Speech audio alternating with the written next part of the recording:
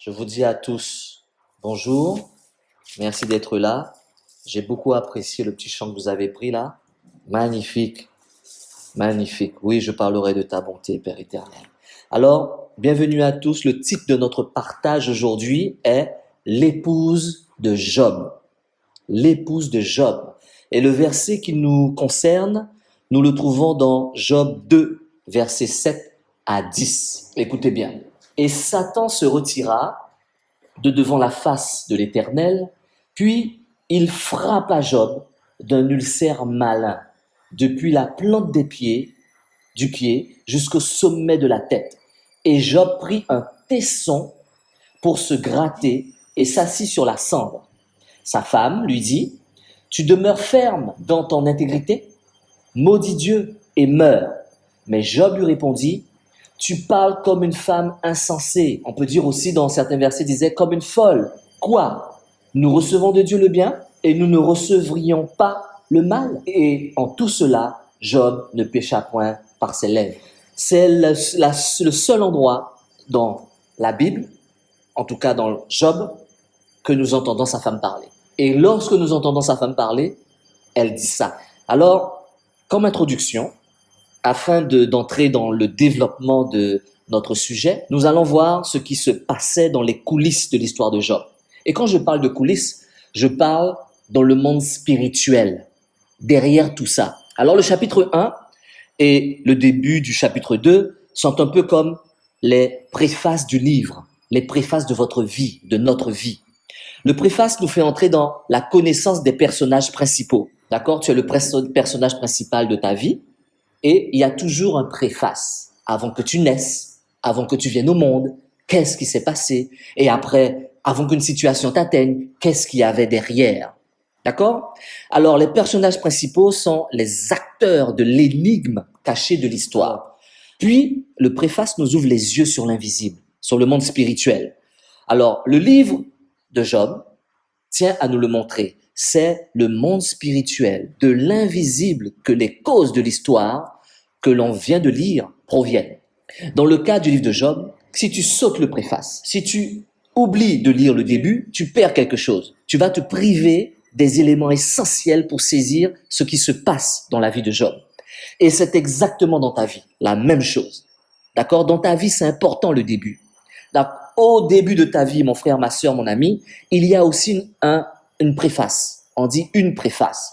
Tout ce qui se produit dans ta vie ne procède pas du hasard, jamais, mais que tout a un lien direct avec l'invisible, avec le monde spirituel, le monde de Dieu et le monde de Satan. Alors nous le verrons aujourd'hui, il y a une épouse, l'épouse de Job. On ne parle pas beaucoup de l'épouse de Job. À la fois un cadeau de Dieu, oui, l'épouse de Job est un cadeau de Dieu, et en même temps, une occasion de chute. C'est sur elle aujourd'hui que nous allons arrêter nos regards, nous allons partager cela ensemble. Alors, l'épouse de Job, pour commencer, une bénédiction pour Job. Alors, à cause des enfants de Job que Job a perdus, et en lisant la Bible, nous savions, par le premier chapitre, que Job était marié, mais nous ne faisions réellement connaissance avec la femme de Job qu'ici, en lisant le seul verset qui lui est consacré. Un commentateur s'est permis de dire à son sujet que la femme de Job n'était pas un cadeau pour lui. Je l'ai entendu plusieurs fois. Quand les gens parlent de Job, ils disent la femme de Job n'est pas un cadeau pour lui. Et c'est pour ça que moi je me permets de dire une bénédiction pour Job, cette femme. Pourquoi? Je pense que réduire le portrait de l'épouse de Job à la seule réplique que nous lisons ici, sa bouche ne lui rend pas justice. Les femmes parlent beaucoup. Sa bouche ne lui rend pas justice. On est d'accord. Mais comprenons pourquoi l'épouse de Job en est venue à dire une telle phrase à son mari. Job était éprouvé, la femme de Job lui a parlé comme ça. Et ce qu'il faut entendre derrière les mots qu'elle a employés. Alors nous allons rassembler des éléments qui nous donnent l'Écriture, le verset de Job et d'autres versets que nous avons cherchés ensemble dans l'Écriture, sur cette femme, et nous allons dresser un portrait. Portrait pourquoi? Parce que j'ai souhaité, et ça fait longtemps j'en parlais à mon épouse, j'ai souhaité réhabiliter l'honneur de la femme de Job, car elle a trop souvent été piétinée. Je ne suis pas le défenseur des femmes, mais je sais qu'une chose, quel homme, quel pasteur Quel serviteur de Dieu qui a le choix de choisir sa femme choisirait une femme rebelle, choisirait une femme, comment dire, comme il dit, insensée, choisirait une folle. Quel homme? Quand j'ai choisi mon épouse, et j'en discutais avec ma fille pas plus tard que ce matin, j'ai fait attention à mon choix. J'ai regardé tous les critères, déjà pour moi, et les critères bibliques. Alors parlons de la femme de Job. J'ai trouvé 7 aspects positifs de la femme de Job. 7. Premier aspect, l'épouse de Job faisait partie des nombreuses bénédictions que Dieu lui a données dans la vie. À la lecture du chapitre 1, on peut même dire qu'elle en était peut-être la principale bénédiction. Qui a donné à Job 7 fils? Qui a donné à Job 3 filles? Les enfants de Job faisaient sa fierté parmi le peuple qui le côtoyait. C'est l'épouse de Job qui a fait tout ça, n'est-ce pas? Donc, des fils, voilà bien l'héritage que donne Dieu l'Éternel. Oui, des enfants sont une récompense. Ils sont pareils aux flèches dans la main de l'archer, des fils de la jeunesse. Heureux est l'homme dont le carquois en est rempli. Psaume 127, 3 à 5. Nous avons déjà lu ce psaume précédemment. Vous voyez, c'est une bénédiction, une richesse. Donc, la femme de Job est une bénédiction pour Job, alors que la stérilité était parfois perçue comme une malédiction, ce qui n'est pas juste, je le conçois. La fécondité était toujours considérée comme la marque de la bénédiction de Dieu. En donnant 10 enfants à Job, la femme de Job était pleinement incluse dans le témoignage de bénédiction que Dieu voulait rendre à ce couple, à la vue de tous, jusqu'à ce que l'épreuve frappe son mari. La femme de Job n'était pas une source d'amertume pour lui. Jamais. Mais que de bonheur. Que de bonheur. Deuxièmement, si Dieu rend témoignage à Satan de l'exemple qu'est Job, la louange de Dieu à son sujet inclut tous les choix de la vie qu'a fait Job, y compris le premier et le plus important d'entre eux, le choix de son épouse. Comment Dieu peut-il parler à Satan de cette manière? As-tu vu mon serviteur Job? Intègre et droit. Dieu est fier de Job. Donc Dieu était fier de tous les choix de Job. Donc, aussi son épouse. Ça, c'est le deuxième point. Alors qu'il était courant à l'époque, et ça j'insiste, que les hommes possèdent plusieurs femmes. Vous vous rappelez d'Abraham? Plusieurs femmes. Vous vous rappelez de Jacob? Plusieurs femmes. Il est notoire dans le livre de Job. Job ne mentionne à son sujet qu'une seule femme, la mère de ses enfants. La femme de Job était un vrai vis-à-vis pour lui, une véritable aide. Et il est fort probable qu'on puisse la classer sans difficulté, pour ma part, parmi les femmes les plus vertueuses de la Bible, tant elle a contribué au bonheur et à la prospérité de son mari et à la formation de ses 10 enfants. Qui a élevé les 10 enfants? Qui s'en est occupé? Rappelez-vous, c'est maman, n'est-ce pas? Vous voyez, Job était un homme riche, très occupé dans ses affaires, mais il était un homme juste, droit. C'est pour ça que Dieu l'élève. Et sa femme a contribué énormément à son élévation. Ne méprisez pas la femme de Job, parce que Job est ce qu'il est, le juste le plus considéré parmi les fils d'Orient. La Bible dit, il paraît impossible que la femme de Job, que Job ait prise pour épouse, soit totalement différent de lui. Un homme, je vous ai dit précédemment, ne peut pas choisir une femme qui ne lui ressemble pas. C'est pas possible. Il voit dans cette femme une femme qui lui ressemble, une aide, quelqu'un de solide, quelqu'un comme lui. Alors, dans le portrait que dresse Salomon de la femme vertueuse, écoutons Proverbe 31-23. Nous lisons ceci. Son mari est considéré aux portes lorsqu'il siège avec les anciens du pays. Ce qui fait la bonne réputation d'un homme dans la société, n'est-ce pas seulement ce qu'il est aussi sa femme. Ça veut dire que la réputation d'un homme, c'est ce qu'il est, mais aussi ce qu'est sa femme. Comprenez comment Dieu n'a pas laissé de côté la femme de Job? Pas du tout. Quand Dieu parle en bien de Job, il parle en bien de sa femme. La femme, dit Paul, est la gloire de l'homme. N'est pas convenable que Job soit le plus considéré des fils d'Orient s'il n'avait pas une femme qui contribue à sa bonne réputation.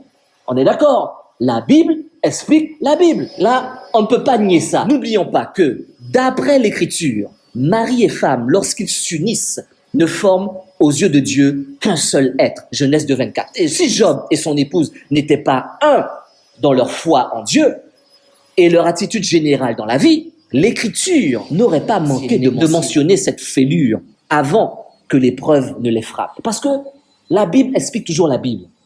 Si la Bible a pris le temps d'expliquer, il avait tant de fils, il avait tant de filles, il avait des amis, et après, on parle même pas de la femme, on dit simplement ce qu'elle a dit, c'est que la femme de Job est exemplaire. On ne disait pas que les fils parlaient en mal, on ne disait pas que les fils étaient un problème pour lui, on ne disait pas que les filles avaient un souci. Non, non, non, c'était pas ça.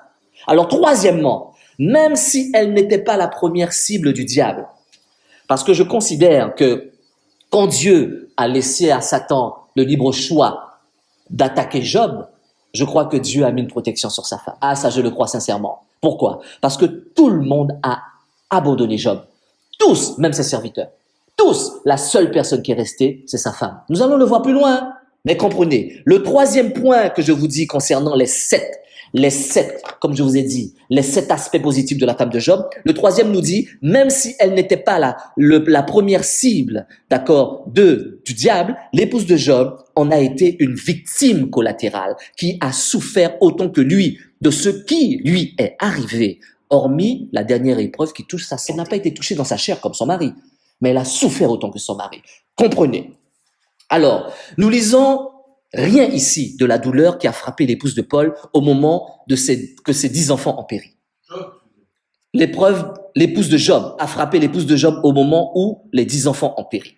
Oui. Nous lisons nulle part que l'épouse de Job a été attristée, l'épouse de Job a été blessée. Dans Job, nous ne le lisons pas. Nous le voyons nulle part. Mais qui peut imaginer qu'elle n'ait rien ressenti? Toi qui es mère, toi qui es future maman, tu imagines que perdre 10 enfants comme ça fait rien du tout?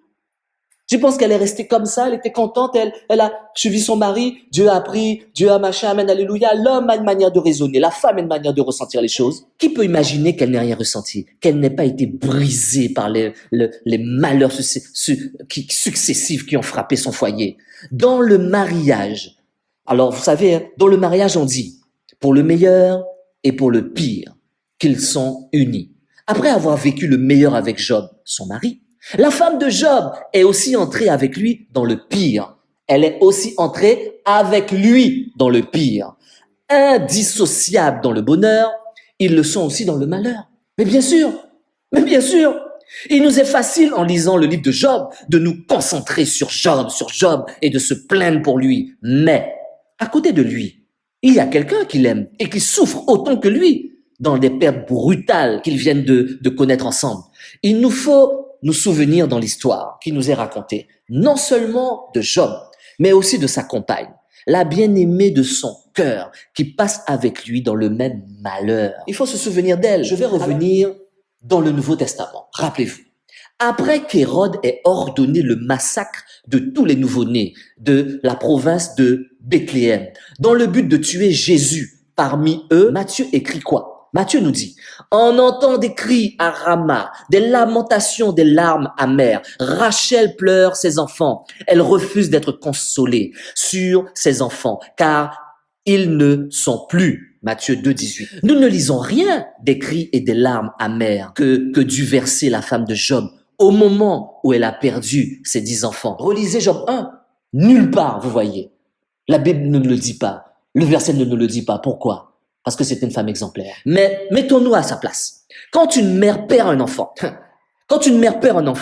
elle peut à la rigueur trouver une consolation dans le fait qu'elle en a encore d'autres. Bon, j'ai 10 enfants, j'en perds 7. Je serais triste, malheureux, mais m'en reste 3. N'est-ce pas? Mais, comme dit le texte de Matthieu, pour celle qui a perdu tous ses enfants, il n'y a pas de consolation. 10 enfants, d'un coup. Alors, quand un malheur atteint une personne, les regards se tournent souvent vers la personne touchée. Nous oublions souvent à côté. Il y a des proches qui souffrent aussi. L'amertume qu'exprime l'épouse de Job nous invite à ne pas oublier cette réalité. T'as jamais perdu personne? Personne? T'es sûr? Il n'y a aucun mort dans ta famille? Et regarde bien, il y a eu un seul mort. Et pense à ceux qui ont perdu dans un accident tout et sont seuls restés eux. Regarde comment c'est dur de remonter la pente. Ne juge pas la femme de Job. Ne juge pas l'épouse de Job. Quatrièmement, ce n'est qu'après que Job passe par cette seconde épreuve, rappelez-vous ce que je viens de lire, celle qui affecte sa santé, que son épouse brisée lui suggère de ne plus persévérer dans son intégrité. On n'entend l'épouse de Job nulle part. C'est seulement quand Satan touche son mari qu'on l'entend parler. Trop, c'est trop. Elle a eu un ras-le-bol. L'épouse de Job a supporté sans rien dire la perte de tous ses biens, richesses. Parce que les richesses étaient dans les bœufs, comme vous lisez Job 1er, dans les bœufs, dans les troupeaux, dans les terres, etc. Serviteurs qui ont abandonné. Ils ont tous quitté. Ils ont tout perdu. La femme est restée là. Pourquoi? Parce que son mari était toujours vivant. Elle se dit, tant que mon mari est vivant, j'ai espoir, parce qu'avec lui, on va pouvoir tout reconstruire. Ce qu'on a pu faire avant, on va le faire maintenant, parce que j'ai confiance en Dieu. Mais quand Satan touche son mari, c'est fini. L'épouse de Job ne peut plus supporter, parce qu'elle a trop supporté. Trop, c'est trop. Le malheur touche son mari. Si après ses enfants, son mari qu'elle aime est à son tour frappé, que lui reste-t-il? Qu'est-ce qui me reste? Je peux dormir dans la rue tant que je sais que mon mari, je suis content, il va me réchauffer, il est avec moi, on va avancer. Mais je perds tout et je le perds lui aussi. Comprenez la femme de Job. Il se peut que, suite à un malheur qui se produit, nous soyons choqués de la teneur des propos que tient un frère ou une sœur éprouvée. Il nous faut, pour les comprendre, aller plus loin que les mots que nous entendons et chercher derrière les mots à entendre la peine et la souffrance de la personne. Vous savez qu'est-ce que Satan a dit? Satan a dit peau pour peau. Tout ce que possède un homme, il le donne pour sa vie. Le diable sait ce qu'il dit.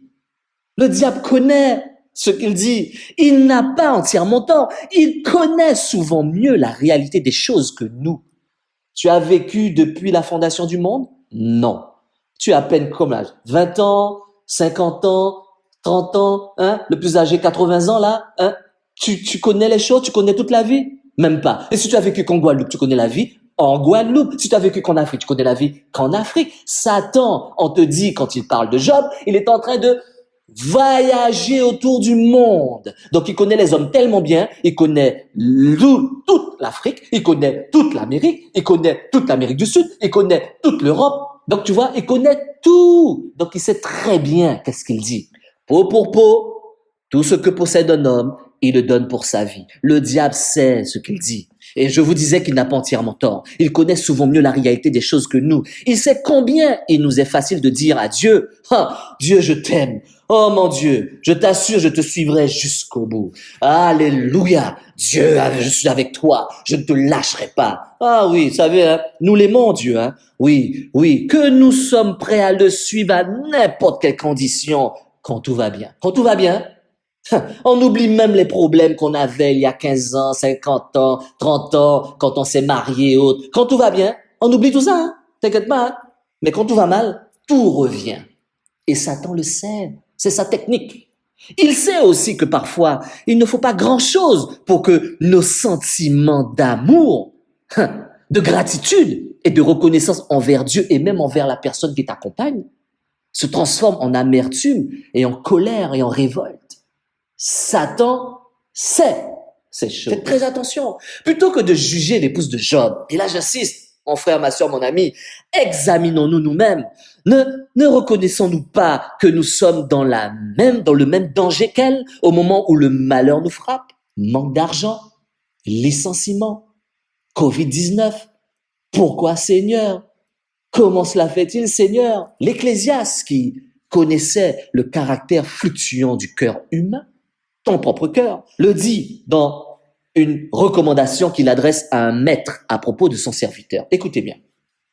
Ne fais donc pas attention à toutes les paroles qu'on dit, de peur que tu n'entendes ton serviteur te maudire, car ton cœur a senti bien des fois que tu as toi-même maudit les autres. Ecclésiaste 7, 21, 22. Satan connaît l'homme. Cinquièmement, alors que Job se trouve dans la souffrance à plusieurs reprises, comprenez ce que je vais dire, c'est très important. Alors que Job se trouve dans la souffrance à plusieurs reprises, il se plaindra du chagrin que lui causent certaines personnes dans son entourage, ses amis, ses potes, ses camarades, tous les gens là, les hauts fonctionnaires du pays qu'il aimait parce qu'il avait, il va se plaindre d'eux, hein. Mais jamais de son épouse. Je t'invite à lire tout Job, hein. Va le lire. Je l'ai lu plusieurs fois. Je vais pas te dire combien de fois, hein, parce que tu vas dire waouh. Non, lis Job, écoute la Bible audio. Tu verras jamais Job se plaindre de sa femme. Jamais. Bien au contraire. Alors, il prendra à partie ses amis, venus le consoler et qui cherchent en lui une faute qui justifie ce qu'il interprète comme un châtiment de Dieu.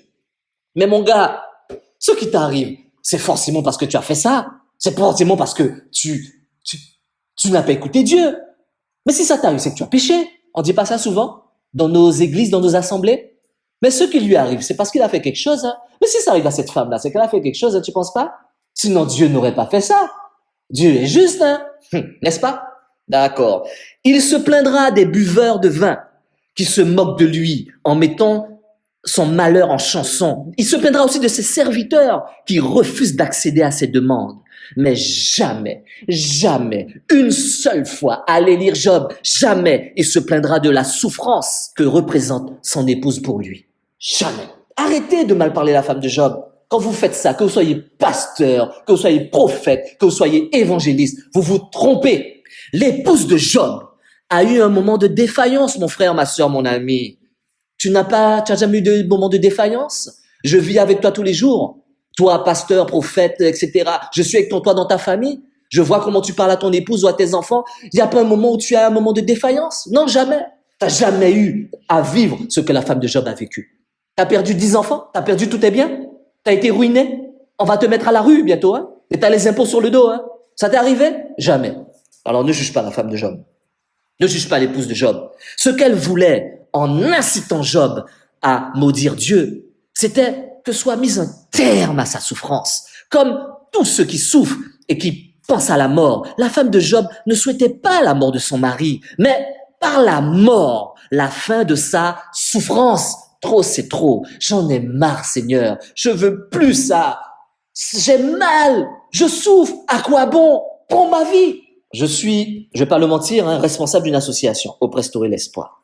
Je lis tous les jours dans un groupe sur Facebook tenu par des gens et quand vous lisez ça, vous voyez ces gens qui passent par la dépression, par la perte d'un bien, par d'un être cher, qui passent par des grands problèmes insurmontables. Rien n'est impossible à Dieu, c'est clair.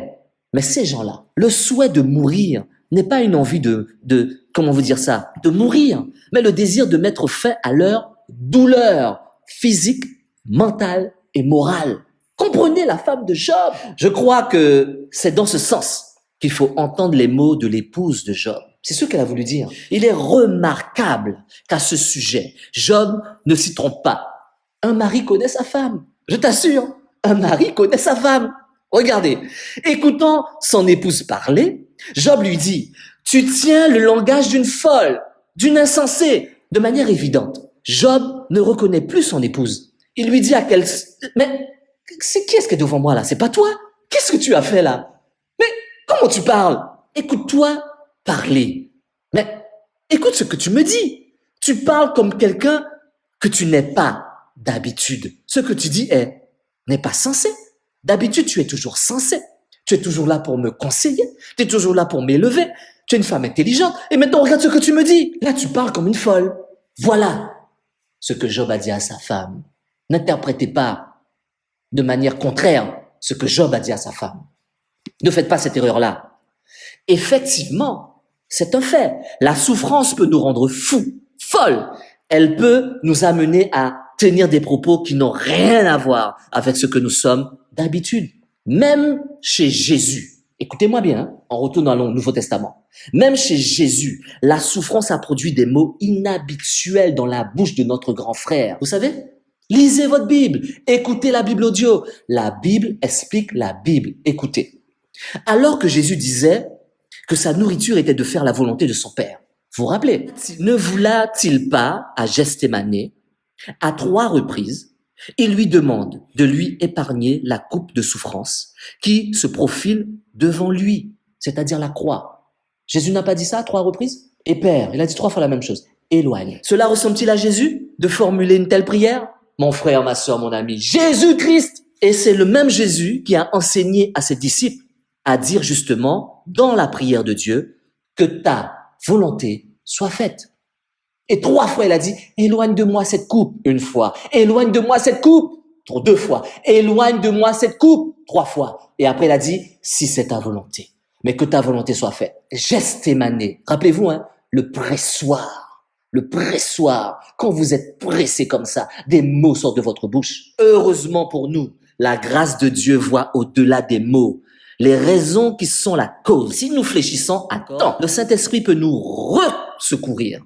D'accord? Nous ramener à la raison et nous aider à nous relever et à tenir debout. Ce n'est pas par notre force que nous pouvons traverser et rester vainqueurs dans la souffrance, mais par la force de l'Esprit. Ne l'oubliez pas, tu n'es rien. Et quand tu vois que tu n'es rien, c'est quand tu es vraiment dans la galère que tu vois que tu n'es rien, que tu n'as aucune force, que si tu n'as pas Dieu dans ta vie, c'est soit tu choisis le suicide, soit tu choisis à devenir fou. Mais quand tu as Jésus-Christ et l'Esprit Saint avec toi, tu dis des conneries, c'est vrai, mais tu te redresses et tu continues ton chemin. Sixièmement, après avoir reçu de son mari la réponse qu'il lui a faite, vous avez vu comment il a répondu à sa femme? La femme de Job, l'épouse de Job, est restée près de lui et a continué à l'assister. Lisez votre Bible. Je vais vous le montrer dans quelques versets dans Job, comment sa femme l'a aidé. Vous vous basez sur ce qu'elle a dit et vous ne continuez pas à lire de voir comment elle l'a aidé? Quelques versets du livre en témoignent. Premier verset. Mon humeur est à charge de ma femme. Ou une autre version qui dit, mon haleine répugne ma femme. Job 19, 17. Il faut se demander comment l'haleine de Job pouvait être repoussante pour son épouse. Pour une simple raison. Elle était la seule à s'approcher assez près de lui pour le sentir. Il ne voulait pas s'approcher de lui. Seule sa femme osait s'approcher de lui. Et vous dites, sa femme l'a abandonné. Ne jugez pas la femme, l'épouse de Job. Si mon cœur a été séduit par une femme, si j'ai fait le guet à la porte de mon prochain, que ma femme tourne la meule pour un autre et que d'autres la déshonorent. Job 31, 10, c'est mon deuxième verset. Pourquoi je voulais ce verset? L'épouse de Job a souffert de voir l'état de misère dans lequel était son mari. Mais le second verset que je viens de vous lire, qui parle d'elle, semble témoigner qu'elle a continué à le servir malgré tout. Elle a tourné la meule pour lui, une expression dans le temps.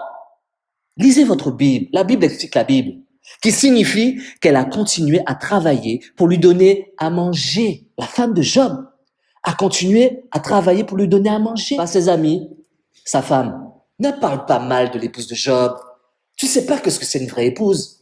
Lis ta Bible, retenons la leçon que nous apportent les deux autres versets qui, dans le livre de Job, nous parlent de son épouse. Le verset du chapitre 2, qui traite de sa réaction première, n'est pas suffisante pour former l'opinion que nous devons avoir d'elle, comme également la parole que nous pouvons dire dans un moment de détresse n'est pas la seule que les autres doivent prendre en compte pour se faire une juste opinion de nous. Sur un mot, tu me juges. Sur une action, tu me juges. Sur une faiblesse, tu me juges. Ne juge pas l'épouse de Job. Pour finir, septièmement, alors que les amis de Job sont l'objet de reproches de la part de Dieu à la fin du livre, Dieu lui-même ne retient rien contre l'épouse de Job. Lisez Job et montrez-moi où Dieu reproche quelque chose à l'épouse de Job. Au contraire, l'épouse de Job participe avec lui à la restauration de sa situation. Elle est de nouveau l'objet de la bénédiction de Dieu et donne à son mari 10 nouveaux enfants. 7 fils, 3 filles magnifiques dont la beauté était incomparable aux précédentes. Il y eut 7 fils et 3 filles. Il donna à la première le nom de Jemima, à la seconde le nom de Ketsia, à la troisième, celui de Kéren-Apu. Il y avait dans tout le pays d'aussi belles femmes que les filles de Job. Leur père leur accorda une part d'héritage parmi leurs frères. Job 42, 13 à 15. Retenez bien la dernière partie du verset. Ces deux choses sont frappantes. Ici, première chose, le fait que le livre de Job cite les noms des filles de Job et que Job leur donne une part d'héritage avec leurs frères, il y a un honneur particulier rendu à la gente féminine à la fin du livre de Job. Dieu aime et élève les femmes. Deuxième chose, on peut se poser la question, si ce n'est pas là une consolation particulière de Dieu pour l'épouse de Job. N'est-ce pas? Comment les femmes sont traitées dans le livre de Job? Premièrement, Job a une seule femme. Pas comme Abraham, pas comme Jacob. Il a une seule épouse. Et deuxièmement, il donne un héritage à ses filles, ce qui n'était pas le cas avant. Mais lui, il le fait. Regardez comment Dieu veut honorer la femme de Job à la fin. Et toi, tu es en train de critiquer l'épouse de Job? Qui es-tu? Ceci étant dit, il nous faut regarder en face un seul point négatif dont il nous est parlé au sujet de l'épouse de Job pour en retenir la leçon appropriée. Alors, le seul point négatif, c'est quoi? C'est que le diable a voulu utiliser l'épouse de Job comme une occasion de chute. Et là, je parle pas que la femme de Job était possédée, hein. Non. Je parle que le diable a voulu utiliser la femme de Job comme une occasion de chute. Et là, je vais vous faire la parallèle entre Pierre et la femme de Job. Le diable a voulu utiliser Pierre comme une occasion de chute pour Jésus. Et là, je vais faire une autre parallèle entre Ève et Adam, où le diable a utilisé Ève pour être une occasion de chute pour Adam. Mais le diable a réussi pour qui? Pour Adam seulement. Il a échoué pour Job et il a échoué pour Jésus. Lisons ensemble, regardez. Qu'arrive-t-il donc à l'épouse de Job? Pour que, d'être précieuse, qu'elle était juste là pour lui, elle l'incite à maudire Dieu, c'est-à-dire à attirer sur lui sa colère pour qu'il meure, comme nous l'avons vu. Et rappelez-vous tout ce que je vous ai dit précédemment, sinon réécoutez le message. Il est fort probable que les mots qu'elle a dit à Job émanent d'une certaine façon d'une bonne intention humaine. Regardez, l'épouse de Job apprend ici, avant lui, ce que l'apôtre Pierre a dû apprendre avec Jésus. Lorsque, motivé par une bonne intention, l'apôtre Pierre incite à ne pas le laisser aller mourir à Jérusalem. La réponse du Seigneur Jésus à Pierre a été, vous le savez, radicale. Jésus d'ailleurs a répondu à Pierre, il s'est adressé à celui qui était derrière lui, celui qui a, voulu utiliser ces liens d'amitié, ces liens étroits, ces liens forts qui liaient le Seigneur Jésus à son disciple pour le détourner de son but. Jésus se tournant vers Pierre, dit à Pierre, arrière de moi, Satan. Il n'a pas dit arrière de moi, Pierre. Arrière de moi, Satan. Tu mets un scandale, car tes pensées ne sont pas les pensées de Dieu, mais celles des hommes. Matthieu 16, 23. Job n'a pas répondu à sa femme de la même manière que Jésus à Pierre. Mais derrière la femme de Job, c'est le même esprit. Satan ne change pas. C'est le même esprit qui était à l'œuvre ici. Nous avons vu Job tout perdre et rester intègre dans son attachement à Dieu. Nous le voyons ici frappé de la tête aux pieds par une maladie de peau douloureuse et rester ferme malgré tout. Alors mon ami, ce que le diable n'a pas réussi avec la souffrance, il tâche d'y arriver avec le biais de l'influence de la personne la plus proche du cœur de Job. Quand Satan ne peut pas t'atteindre autre part, il va utiliser ton épouse ou la personne la plus proche de toi pour te faire tomber. C'est sa technique. L'exemple de Pierre et de la femme de Job sont des avertissements pour nous, frères et sœurs, amis, famille. Ce n'est pas pour rien que le Seigneur a précisé que celui qui veut me suivre doit le préférer à tous ses proches, y compris sa femme. Satan sait comment exploiter les liens naturels pour détourner un juste de la voie d'obéissance qu'il a toujours suivie. Satan était là avant la fondation du monde. Il a vu la création de l'homme. L'amour naturel qui nous lie à nos proches est à la fois un merveilleux cadeau et un terrible danger. Tout, il faut tout mettre, comme je vous ai dit, sous le scanner de l'Esprit Saint. Faites très attention. Autant il peut contribuer à votre bonheur, autant il peut causer votre chute et votre éloignement de Dieu. Satan le sait.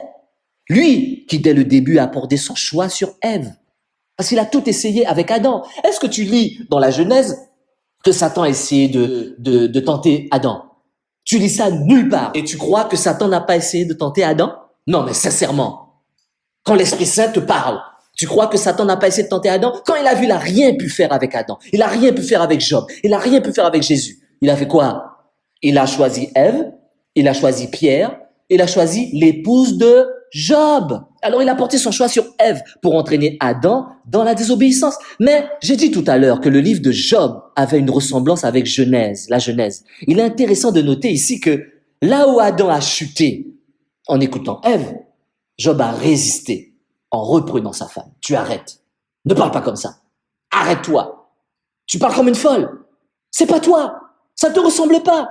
C'est pas la femme que j'ai choisie. Pour conclure, je dirais, quelle leçon retenir du témoignage rendu à la femme de Job? Sincèrement. Parce qu'il faut que ça nous apporte quelque chose à nous.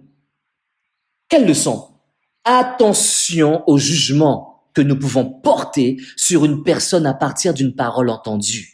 Il est facile de condamner quelqu'un, mais sommes-nous sûrs que nous ayons sous les yeux tous les éléments pour comprendre cette personne? Fais attention, mon ami, mon frère, ma sœur. Deuxième chose, rien ne modifie autant la personnalité d'un être que la souffrance intense par laquelle il passe. La souffrance peut nous amener à tenir des propos inhabituels qui font que même nos proches ne nous reconnaissent plus. Dieu ne nous en tient pas rigueur.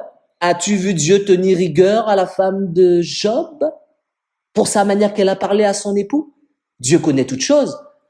Alors si toi tu oses tenir rigueur à l'épouse de Job, tu as un problème, mon frère, ma soeur, mon ami. Il jugera chacun avec une manière juste, car Dieu est juste.